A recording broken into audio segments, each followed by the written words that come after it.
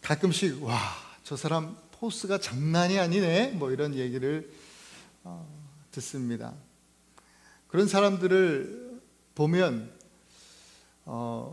뭔가 막 튀는 사람이 있어요.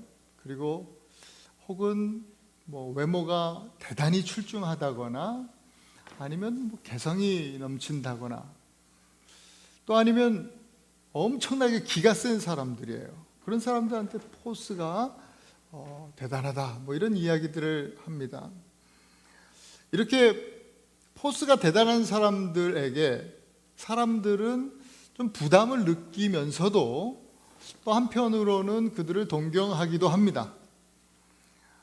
오늘 말씀을 제가 또 준비하고 묵상하면서 보게 된 기사 하나가 참 재미있었습니다. 제목이 포스 장렬 이렇게 써 있었어요. 그러면서 이런 사진이 있었습니다. 그러면서 누가 이렇게 댓글을 띄워놨는데 와, 개포스 이렇게 써놨어요. 그래서 저게 개포스구나. 많이 웃었습니다.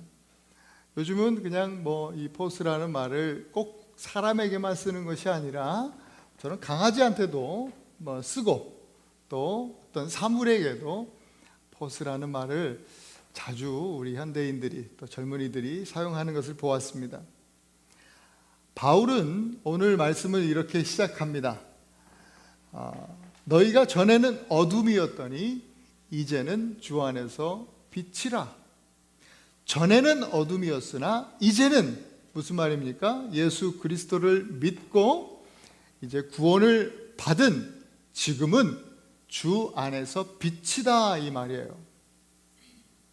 이것은 1차적으로 에베소 성도들, 에베소 교회 성도들에게 하시는 말씀이고 또한 더불어서 오늘 지금 이 시간 우리가 예수 그리스도를 믿어서 이 자리에 모여 하나님을 예배하는 저와 여러분들을 향해서 주시는 말씀이기도 합니다. 그러니까 오늘 저와 여러분들이 이제는 빛이라는 겁니다. 어둠이 아니라 빛이라는 거예요. 주 안에서 빛. 여기서 빛이라는 말이 바로 포스입니다. 포스. 5장을 시작하면서 1절에서는 사랑받는 자녀라고 했어요. 우리가 사랑받는 자녀라고 하시면서 그 사랑 가운데서 행해라 라고 말씀을 시작하셨어요. 그런데 오늘 이 8절에 와 보니까 이제는 빛의 자녀, 빛이라, 너희는 빛이다 라고 하면서 빛의 자녀들처럼 행해라. 사랑받는 자녀들처럼 행해라. 빛의 자녀들처럼 행해라. 비슷한 얘기 같고 똑같은 말 같지만 사실은 그렇진 않아요. 조금 더 이게 좀 말씀이 좀 더 강력해졌어요.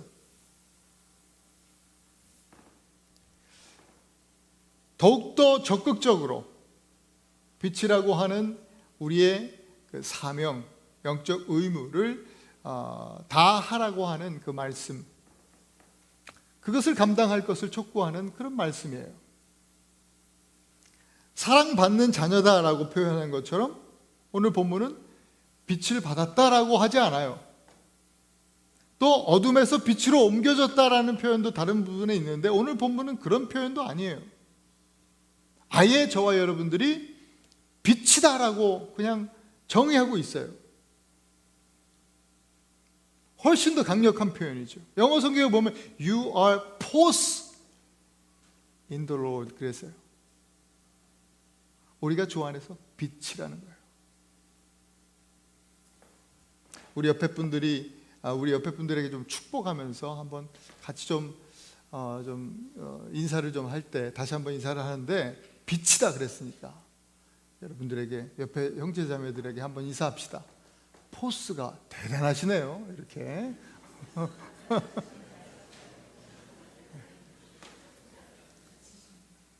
포스가 대단들 하십니다. 진짜 우리는 빛입니다. 요한복음 8장 12절에서 보면 예수님이 나는 세상의 빛이다 그렇게 말씀하셨거든요. 예수님이 빛이세요. 그 빛이신 예수님께서 마태복음 말씀에서 제자들에게 5장에서 이렇게 말씀하세요. 14절 16절에 너희는 세상의 빛이라. 너희 빛이 빛을 사람 가운데서 비추게 해서 그들로 너희 앞에서 너희 그 착한 행실을 보고 하나님께 영광을 돌리게 해라. 그렇게 말씀하셨어요. 너희가 세상의 빛이다.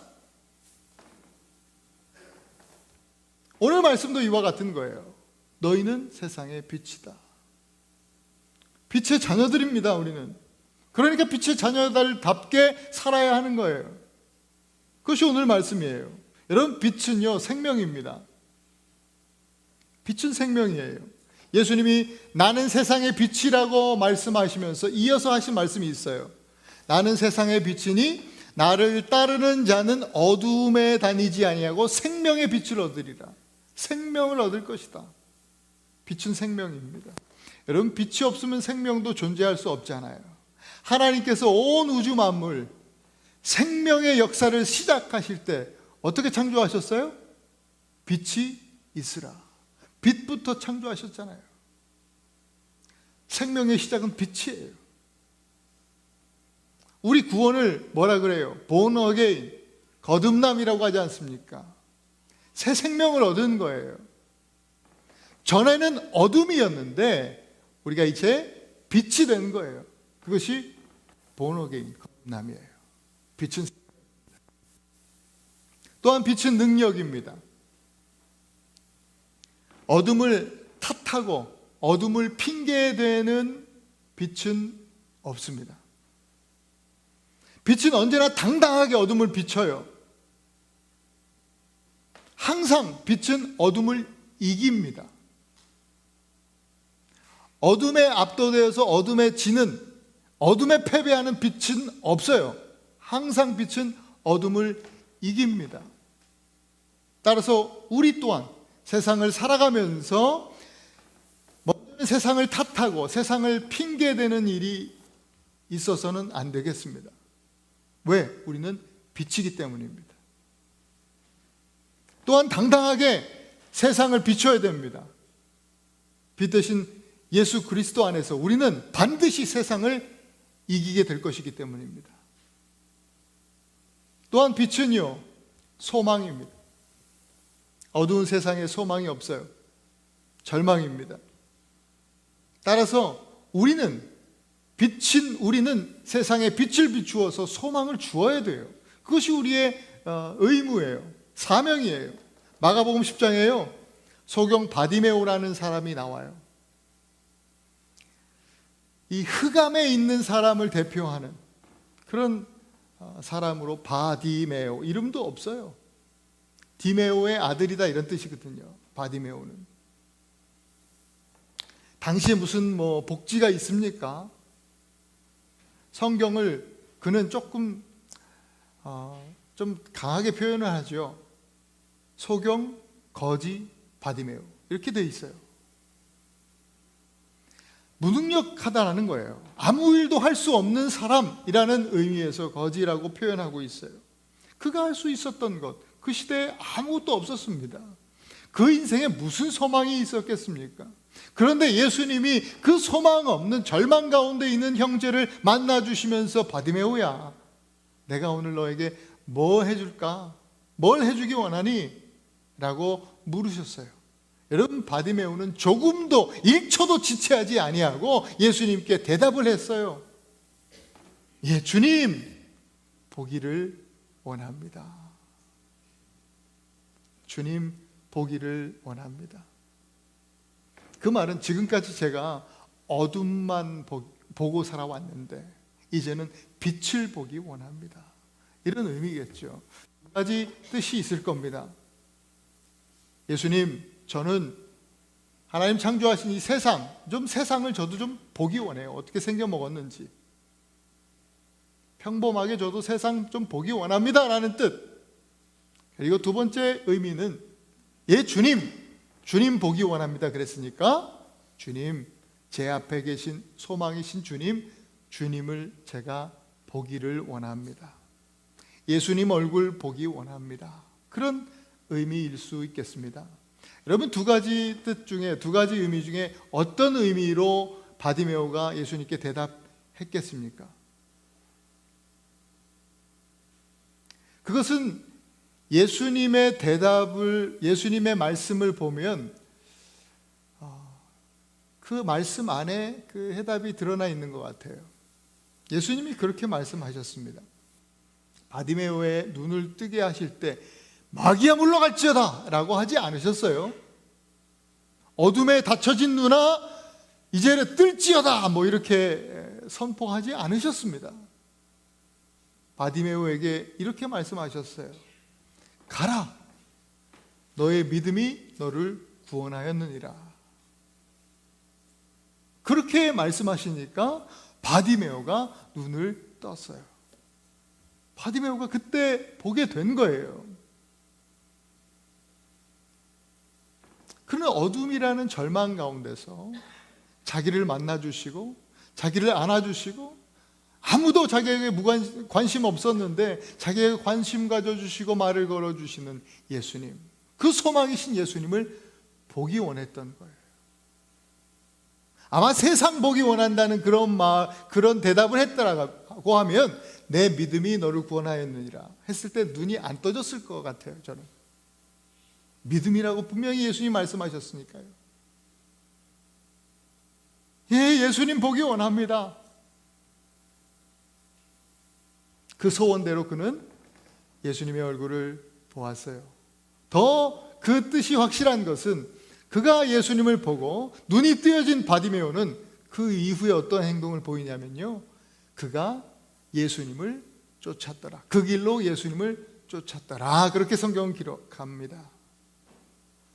세상을 보고 그 세상 따라간 것이 아니라 예수님을 보고 예수님을 따라갔다 이 말이에요.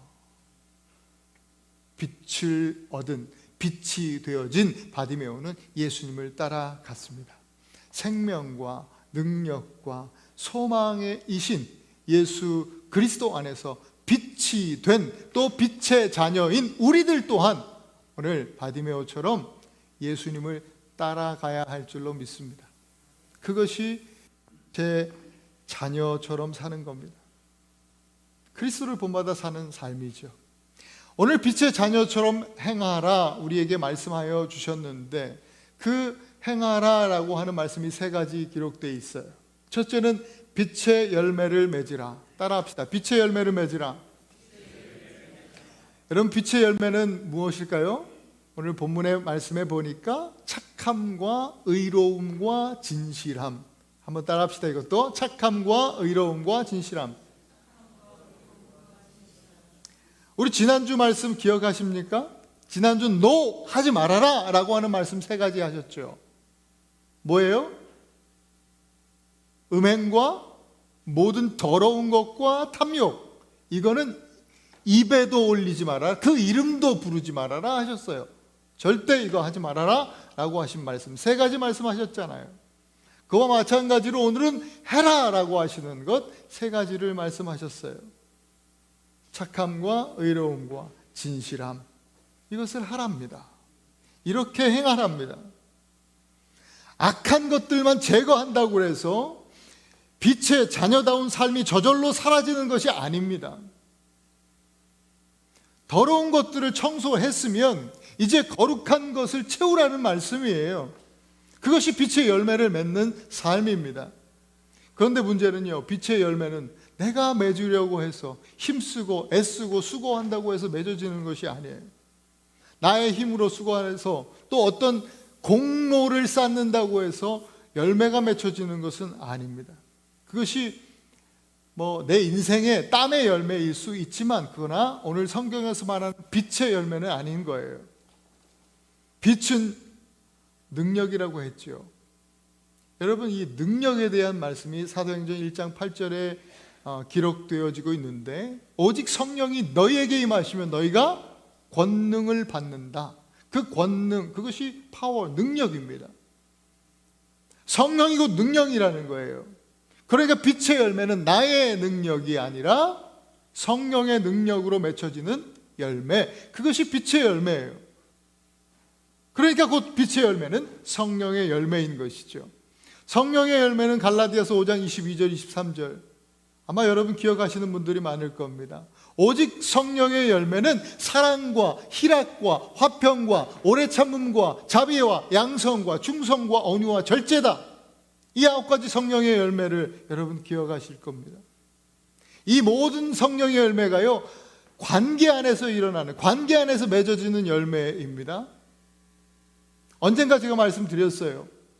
3가지 관계예요. 하나님과의 관계, 그리고 또 인간과의 관계, 또한 자기 자신, 자아와의 관계. 하나님과의 관계 가운데 맺어지는 열매가 사랑과 희락과 화평이요, 인간관계 속에 맺어지는 열매가 오래 참음과 자비와 양선이요, 자신과 맺어지는, 자아와 맺는 관계 안에서 맺혀지는 열매가 충성과 온유와 절제라는 열매라는 것이에요.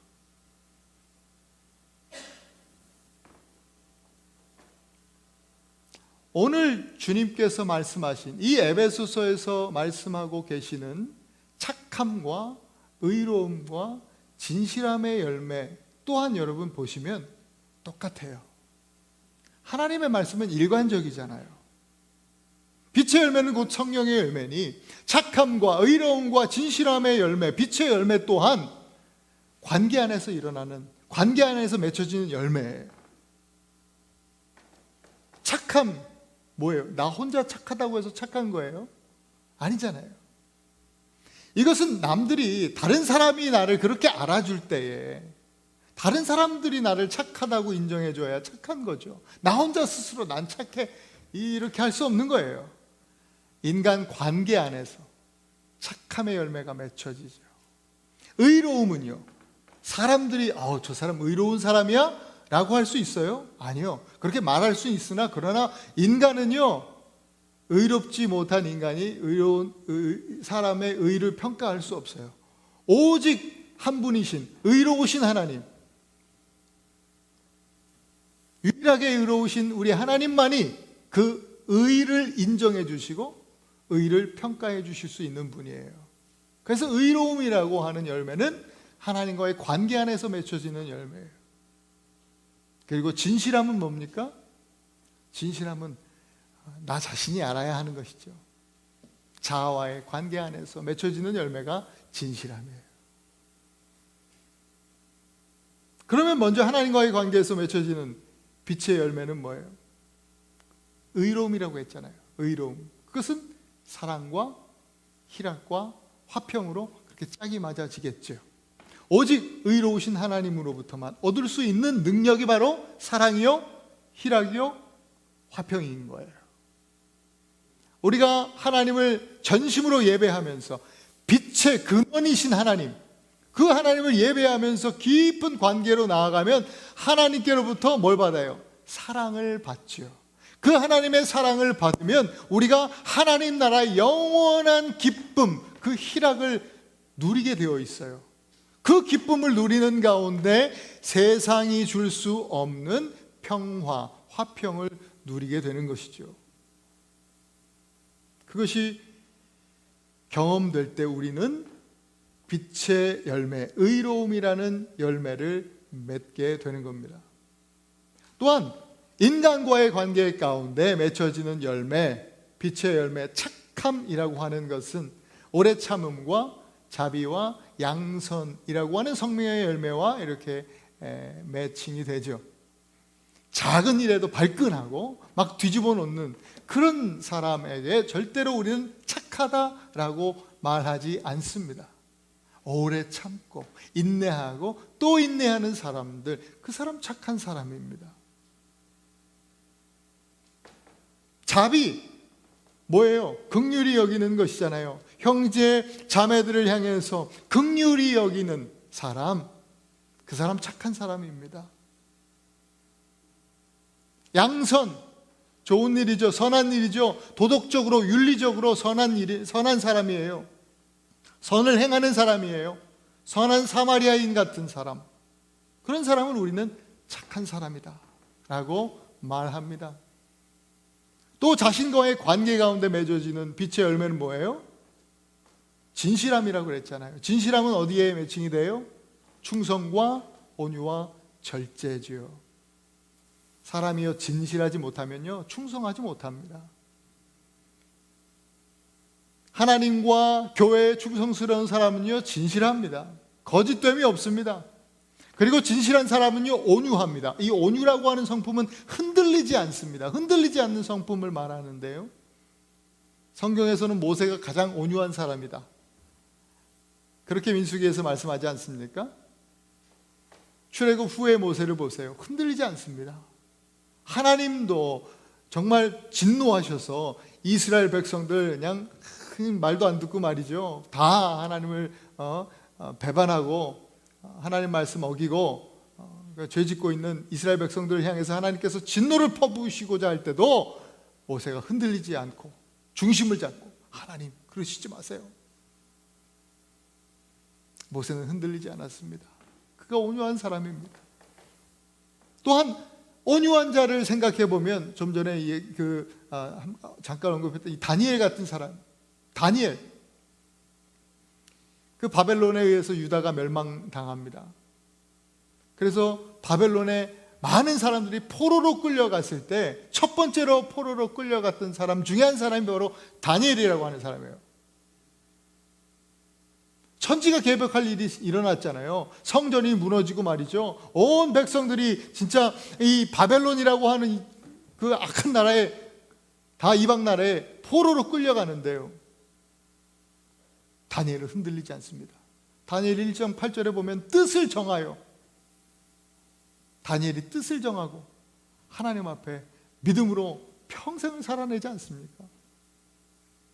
그래서 그 인생의 이야기를, 스토리를 여러분 아시다시피 사자굴에 막 집어쳐 넣음을 당하면서도 다니엘은 흔들림이 없습니다. 그 믿음에 있어서 전혀 흔들림이 없습니다. 온유한 능력을 가진 사람이에요. 절제는 어때요? 절제 또한 마찬가지죠. 진실하지 않으면요 절제할 수 없습니다. 이렇게 빛의 열매는 성령의 열매입니다. 빛의 자녀들로서 여러분 날마다 성령 충만하시기를 축복합니다. 성령의 열매를 맺으십시오. 사랑과 희락과 화평과 오래 참음과 자비와 양성과 충성과 온유와 절제, 이 성령의 열매, 착함과 의로움과 진실함, 이 빛의 열매를 여러분 날마다 맺으시는 빛의 자녀들 되실 수 있기를 축복합니다. 두 번째로 오늘 이렇게 해라 라고 하는 말씀이, 한번 따라 합시다. 어둠의 일을 책망하라. 11절 보면 너희는 열매 없는 어둠의 일에 참여하지 말고 도리어 책망해라 라고 말씀합니다. 책망해라. 빛의 자녀들은요 어둠의 일을 책망하는 사명을 가진 사람들이에요. 그런 사명자가요 어둠을 도모하고, 이 어둠이라고 하는 이 죄를 도모하고 죄 가운데 참여하는 그런 삶을 살아서는 안 되죠. 열매 없는 어둠의 일은 빛의 열매와 아주 대조가 됩니다. 예수님은요 우리에게, 제자들에게 좋은 열매를 맺어라, 이런 말씀을 아주 자주 하셨습니다. 복음서에 종종 아주 많이 나옵니다. 그리고 한편으로는 열매 없음에 대해서는 단호하게 말씀하시죠. 책망하셨어요. 누가복음 13장에는 열매 없는 무화과 나무를 저주하시죠. 그런 예수님께서 마태복음 3장의 10절에서 이런 말씀을 하셨습니다. 이미 도끼가 나무 뿌리에 놓였으니 좋은 열매를 맺지 아니하는 나무마다 찍혀 불에 던져지리라. 또 말씀하세요. 7장 19절 20절 한번 같이 읽겠습니다. 시작. 아름다운 열매를 맺지 아니하는 나무마다 찍혀 불에 던져지느니라. 이러므로 그들의 열매로 그들을 알리라. 마땅히 좋은 열매, 아름다운 열매, 빛의 열매를 맺고 살아야 할 빛의 자녀들이, 그런 사람들이 어둠의 일에 참여하고 있으니 예수님께서 이런 말씀을 주시고 하시는 거예요. 당시의 그 제사장들, 그 리더들이죠. 그리고 바리새인들, 마땅히 하나님의 말씀을 먼저 받은 사람들, 이런 사람들이 빛의 자녀답게 살아야 되는데 그렇지 못하다는 거예요. 여러분, 우리가 사는 오늘날의 세상은 죄를 죄로 말할 수도 없는 세상이에요. 죄라고 말하지 못하는 시대를 살아갑니다. 왜 그래요? 기준을 잃어버렸기 때문이에요. 기준이 없으니까 자기 뜻에 옳은 대로 살아가는 이 세상 속에서 죄를 죄라고 해요. 그렇게 말하면요, 죄를 죄라 하면 욕먹는 세상이에요. 이상한 사람 취급받아요. 심지어 핍박당하는 세상이에요. 그러나 성경은 죄에 대해서 타협하지 않습니다. 회색지대는 없는 거예요. 여러분, 빛의 역할 중에 하나는요, 드러내는 것이거든요. 빛의 역할은 드러내는 거예요. 감춰지지 못해요. 빛이 비추이면 어둠 속에 있는 것도 다 드러나게 되는 거예요. 오늘 책망하라는 말씀이 바로 그거예요. 드러내라는 거예요.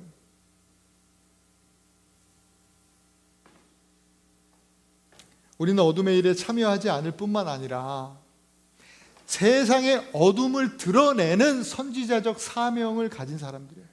그것이 빛의 자녀들이에요. 오늘 13절의 말씀에 보면 드러나는 것마다 빛이니라 라고 말씀하셨어요. 조금 어려운 말씀이에요. 도대체 이 말씀이 무슨 의미일까? 드러나는 것마다 빛이다. 이 말씀은요, 이 책망에 대한 목적을 말씀하시는 그 말씀 같아요. 그러니까 책망의 목적이 심판이 아니라는 거예요. 심판하기 위해서 우리를 책망하시는 하나님이 아니세요. 우리가 하나님의 받아 빛의 자녀가 됐잖아요. 우리의 죄가, 우리의 죄됨이, 우리의 악함이 예수 그리스도의 은혜 앞에 낱낱이 드러나졌잖아요. 그러므로 우리가 어떻게 됐어요? 빛이 됐어요. 하나님의 자녀가 됐어요. 그와 마찬가지로 우리가 빛을 비추면 드러나는 것마다 빛이 된다라고 하셨어요. 우리가 그렇게 빛이 된 것처럼 우리가 또한 빛을 비추어서 어둠 가운데 있는 많은 수많은 영혼들을 빛이 되게 하라는 말씀이에요. 그러기 위해서 오늘 이 같은 맥락에, 같은 한 구절에 나와 있는 10절 말씀을 우리는 주목해야 돼요. 그럼 구체적으로 어떻게 되겠느냐? 10절에 이렇게 기록해요. 주를 기쁘시게 할 것이 무엇인가 시험해보라. 어떻게 하면 주님을 기쁘시게 해드릴 수 있을까? 어떻게 하나님께 영광을 올려드릴 수 있을까? 이것을 시험해보라 그랬어요. 여러분, 시험한다라는 단어, 이거 테스트가 아니에요. 이 원어 말씀을 제가 찾아보니까 똑같은 이 말씀이, 이 단어가요, 로마서 12장 2절에 똑같이 기록되어 있어요. 한번 로마서 12장 2절 같이 한번 읽어볼까요? 시작. 너희는 이 세대를 본받지 말고 오직 마음을 새롭게 함으로 변화를 받아서 하나님의 선하시고 기뻐하시고 온전하신 뜻이 무엇인지 분별하도록 해라. 여러분, 그렇다면 이 시험해보라 라고 하는 이 단어랑 똑같은 단어가 뭘까요? 어떻게 써있을까요, 여기서? 예? 로마서 12장 2절에 있다니까요. 뭐라고 써있을까요? 분별하도록 하라. 이거예요. 우리말로 번역이 달라진 거죠. 그죠? 번역을 다르게 했죠. 근데 이 말은 다 똑같은 단어예요. 분별이에요. 그러니까 시험이라고 하는 단어는 테스트가 아니라 분별이에요. 분별.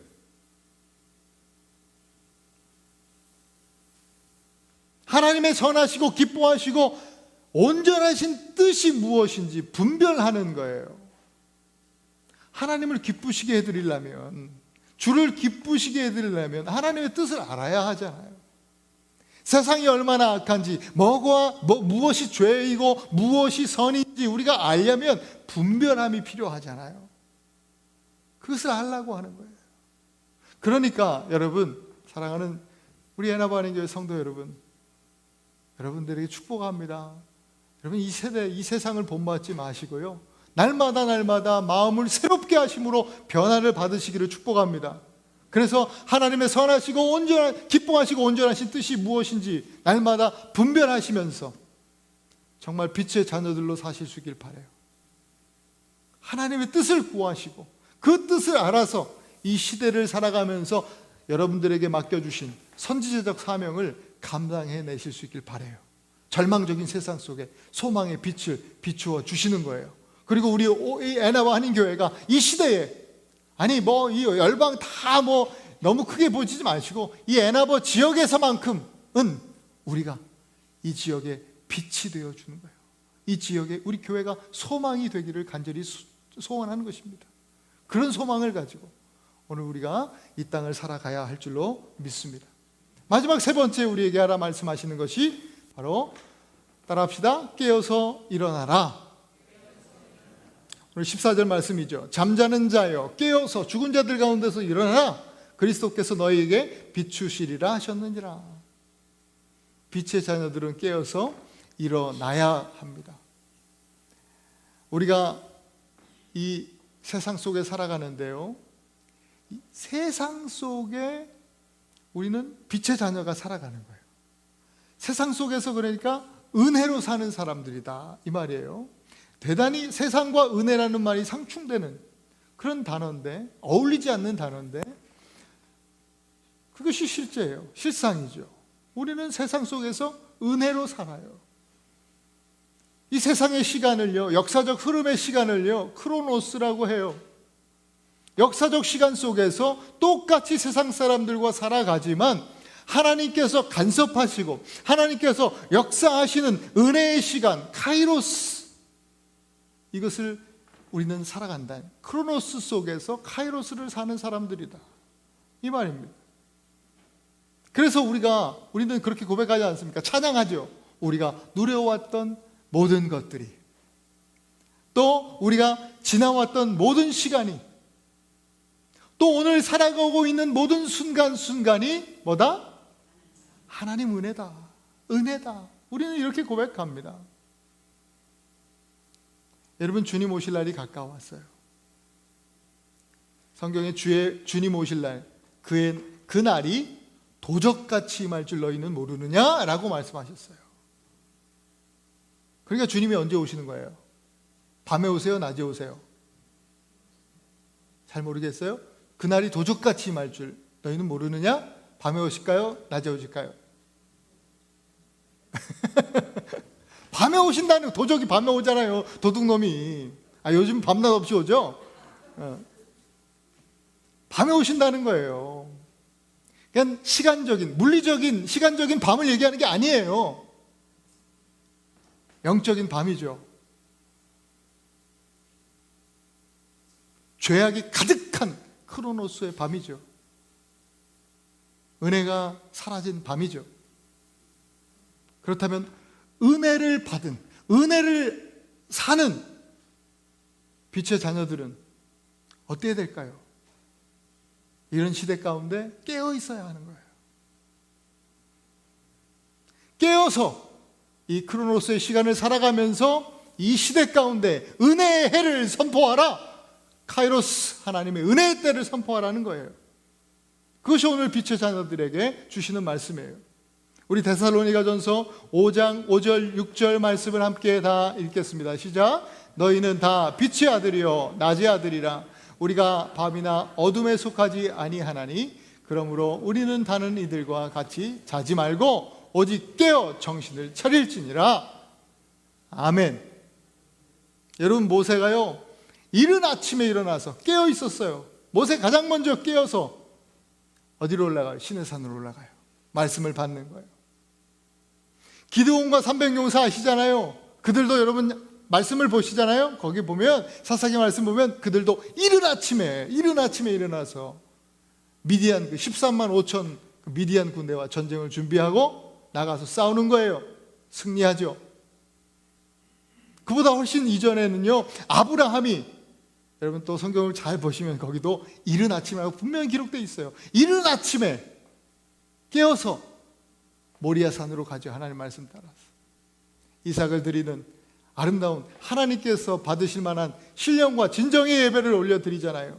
여러분, 하나님의 역사는 날마다 언제나 깨어있는 사람들을 통해서 일어나게 되는 거예요. 따라서 사랑하는 성도 여러분, 날마다 말씀 앞에 깨어있으시길 바랍니다.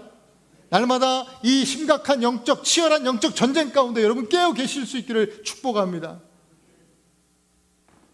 또한 날마다 무엇보다도 아브라함처럼 예배에 있어서만큼은 깨어있는 여러분 되실 수 있길 바랍니다. 오늘 말씀 깨어 일어날 때 하나님 약속하셨죠. 그리스도의 빛을 너에게 비춰주시겠다. 깨어 일어나 있으면 그리스도의 빛을 비추어 주시겠다. 하나님의 놀라운 능력을 부어주시겠다. 소망을 주시겠다. 생명을 주시겠다. 이 말씀이죠. 반드시 이 크로노스의 시간 속에 하나님의 은혜로 깨어있는 저와 여러분 되실 수 있기를 축복합니다.